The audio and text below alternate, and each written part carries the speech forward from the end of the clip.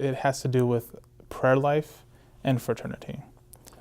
And the reason I say both of these is because for me, and the biggest point of prayer is to actually be in a relationship with God.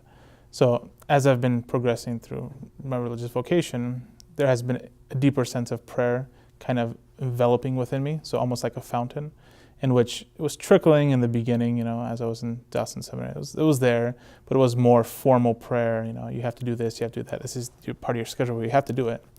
But as I have been in religious life, especially in the friars, this kind of welling up of wanting to, a desire to, and ultimately longing for prayer, and not just any type of prayer, but private prayer, and prayer in silence has actually been kind of very at the forefront of my religious vocation.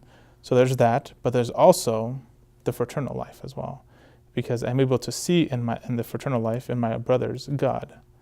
And so that's why I say these two things have to be, in my understanding and in my perspective, hand in hand, because you cannot have one without the other. If you're, have your spiritual life and you have your prayer life and it's going wonderful, but then you're neglecting your brothers, well, how are you even showing your love of God into other people? How is that even being manifested outside of itself?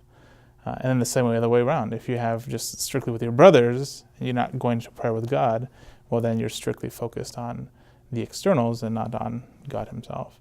And so for me, those two things have to go hand in hand. So those have been the most rewarding things. He's able to see that kind of prayer as the fountain, able to be nourished by God's grace, God's love, God's mercy, and able to go out and experience God in creatures and your brothers and the world, but always returning back to prayer.